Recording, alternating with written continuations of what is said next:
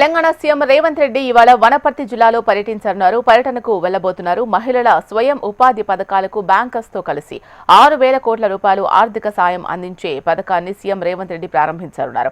వనపర్తి నియోజకవర్గానికి వరాల జల్లులు కురిపిస్తారని ఆ ప్రాంత వాసులు ఆశగా ఎదురు చూస్తున్నారు. 4,000 ఎకరాలకు సాగునీరు అందించే కాసింనగర్ ఎత్తిపోతల పథకం సర్వే పనులకు శంకుస్థాపన చేయనున్నారు. ఇంటిగ్రేటెడ్ స్కూళ్లు, ఆధునిక హంగులతో ప్రభుత్వ ఆసుపత్రి తదితర అభివృద్ధి పథకాలను ప్రజలకు చేరువ చేయనున్నారు. వనపర్తిలో జరిగే బహిరంగ సభలో ముఖ్యమంత్రి రేవంత్ రెడ్డి ప్రభుత్వ పథకాలు ప్రారంభిస్తారు.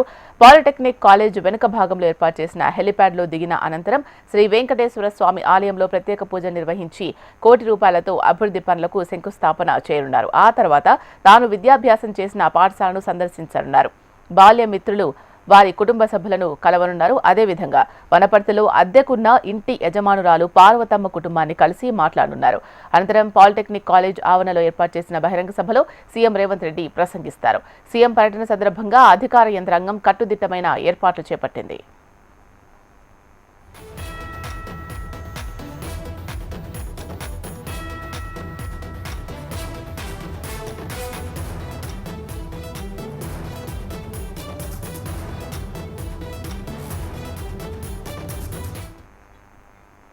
తెలంగాణ సీఎం రేవంత్ రెడ్డి వనపర్తి జిల్లా కేంద్రంలో పర్యటించనున్నారు. సీఎంగా బాధ్యతలు చేపట్టిన తర్వాత తొలిసారిగా వనపర్తికి వస్తూ ఉండడంతో అధికార యంత్రాంగం విస్తృత ఏర్పాట్లు చేపట్టింది.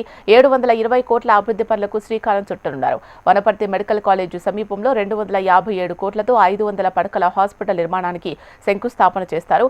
కాంగ్రెస్ పార్టీ శ్రేణులు వనపర్తి పట్టణంలోని పాలిటెక్నిక్ కాలేజ్ మైదానంతో పాటు రాజీవ్ చౌరస్తా, అంబేద్కర్ చౌరస్తాల్లో ఘన స్వాగతం పలుకుతూ పెద్ద పెద్ద హోర్డింగ్లతో పాటు ఫ్లెక్సీలు, భారీ కటౌట్లు ఏర్పాటు చేశారు.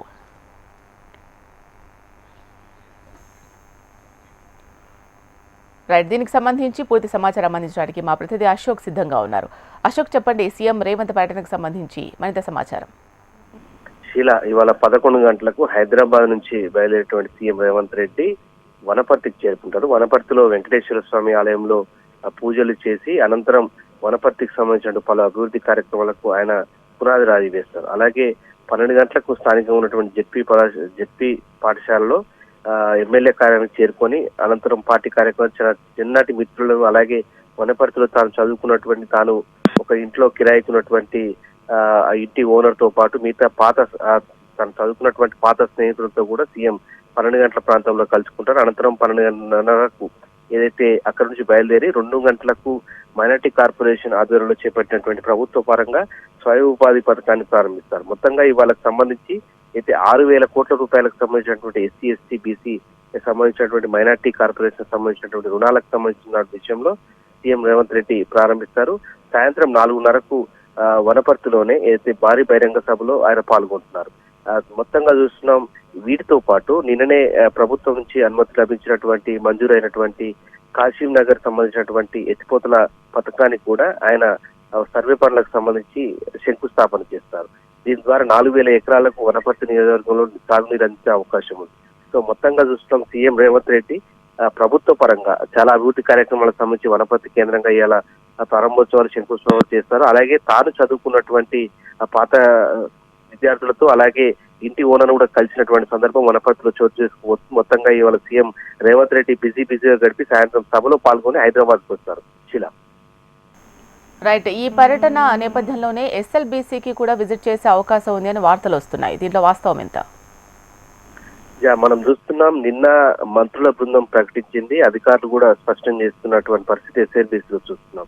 8 మంది గల్లంతైనటువంటి కార్మికులకు సంబంధించినటువంటి ఆచీకి దొరుకుతుంది. ఇందులో 4గురికి సంబంధించినటువంటి వ్యక్తులు దాదాపు చనిపోయారని చెప్పేసి కూడా ఒక ప్రచారం జరుగుతుంది. పూర్తి స్థాయిలో ఇవాళ రెస్క్యూ ఆపరేషన్ కొనసాగుతుంది.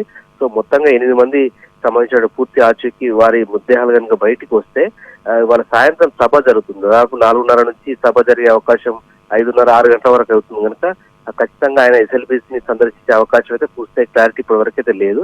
ఎందుకంటే రెస్క్యూ ఆపరేషన్ చివరి స్థాయిలో ఉంది కనుక అక్కడికి వెళ్తే ఇబ్బంది అవుతున్నటువంటి కోణంలోనే మనం చూస్తున్నాం. సీఎం వర్గాలు కూడా చెప్తే సీఎం అక్కడికి వెళ్తే భద్రతా ఏర్పాట్లు కానీ రెస్క్యూ ఆపరేషన్ ఇబ్బంది జరుగుతుంది. సో ఇవాళ కీలకమైనటువంటి రెస్క్యూ ఆపరేషన్ ఉంది కనుక ఇవాళ బిజీగా వనపర్తిలో ఉంటున్నారు. సో ప్రస్తుతానికి అయితే క్లారిటీ లేదు, కానీ ఒకవేళ ఉండే అవకాశం అయితే మనకు కనిపిస్తుంది.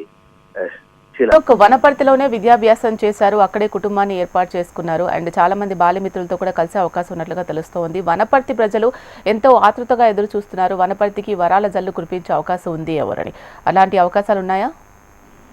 మనం చూస్తున్నాం సీఎం పర్యటన ఖరారైనటువంటి 2 రోజుల నుంచి కూడా నిన్ననే కాశీనగర్ ఎత్తిపోతల పథకానికి సంబంధించి సీఎం రేవంత్ రెడ్డి మంజూరు చేశారు. దీనికి సంబంధించిన పథకం దాదాపు 4,000 ఎకరాలు, అంటే దాదాపు 10 గ్రామాలతో పాటు ఆవాస తండాలకు కూడా సాగునీరు అందించేటువంటి పథకానికి, అలాగే ప్రభుత్వ ఆసుపత్రికి సంబంధించినటువంటి భవనానికి సంబంధించి కూడా శంకుస్థాపన చేస్తున్నారు. ఇవే కాకుండా మరిన్ని అభివృద్ధి కార్యక్రమాలు కూడా సీఎం రేవంత్ రెడ్డి స్వయంగా ప్రకటించబోతున్నారు. అవి కార్యక్రమాలకు సంబంధించి శంకుస్థాపన చేయబోతున్నారు.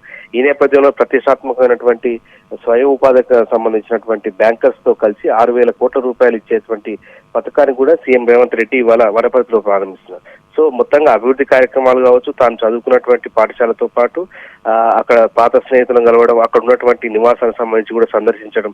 సో బిజీగా అయితే సీఎం రేవంత్ రెడ్డి వనపర్తిలో పర్యటిస్తారు. వనపర్తిలో అభివృద్ధి కార్యక్రమాలు అన్ని కార్యక్రమాలు ముగిసిన తర్వాత సాయంత్రం సభలో పాల్గొంటారు. సభ అనంతరం సీఎం రేవంత్ రెడ్డి నేరుగా హైదరాబాద్కి వచ్చే షెడ్యూలే ఉంది. ఒకవేళ టైం సెట్ అయితే కనుక ఖచ్చితంగా ఎస్ఎల్బీసీకి అవకాశం అయితే కనిపిస్తుంది.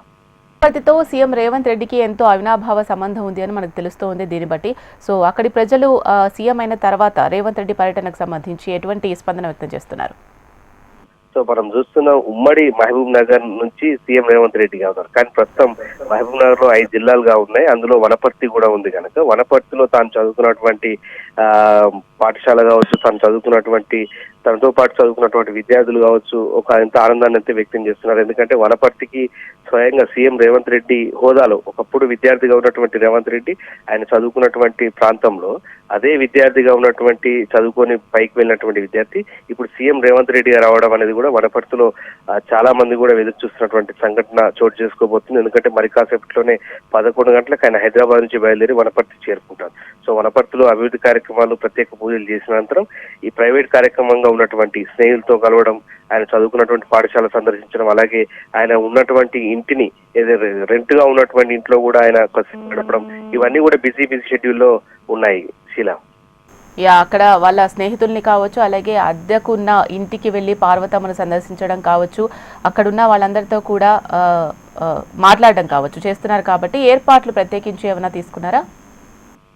అయితే మనం చూస్తున్నాం ఒకప్పటి ఆయన చదువుతున్నప్పుడు వనపర్తి ఎలా ఉంది, ఇప్పుడు ఎలా ఉంది, ఇవన్నీ కూడా ప్రత్యేకంగా ఆయన సీఎం హోదాలో చూస్తారు. కనుక సీఎం హోదాలో చూసినటువంటి రేవంత్ రెడ్డి ఖచ్చితంగా అక్కడ ఆలస్యడమే కూడా కొన్ని ప్రత్యేకంగా నిధులు కేటాయించే అవకాశం కూడా ఉందని చెప్పేసి అధికారులు అంటున్నారు. ఎందుకంటే తాను చదువుకొని తన ప్రాంతంగా ఉన్నటువంటి వెనుకబడినటువంటి ఉమ్మడి మహబూబ్ నగర్ ప్రాంతంలో వచ్చేటువంటి వనపర్తికి నిధుల కేటాయింపు విషయంలో ఖచ్చితంగా సీఎం పెద్ద చేయి చూపించేటువంటి అవకాశం ఉందని అంటున్నారు. అలాగే తాను ఇంట్లో రెంటుకున్నటువంటి పార్వతమ్మను కూడా కలిసి ఆమెతో దాదాపు మధ్యాహ్నం భోజనం కూడా చేస్తారన్నటువంటి ప్రచారం జరుగుతుంది. ఆ భోజనం చేసిన అనంతరమే మిగతా కార్యక్రమాలు పాల్గొంటారంటున్నారు. సో ఆయన పాత స్నేహితులు, ఆయన ఇంట్లో కిరాయికున్నటువంటి పార్వతమ్మతో కలిసి మొత్తం ఉమ్మడిగా భోజనం చేసిన అనంతరమే బయటకు వచ్చే అవకాశం ఉంది.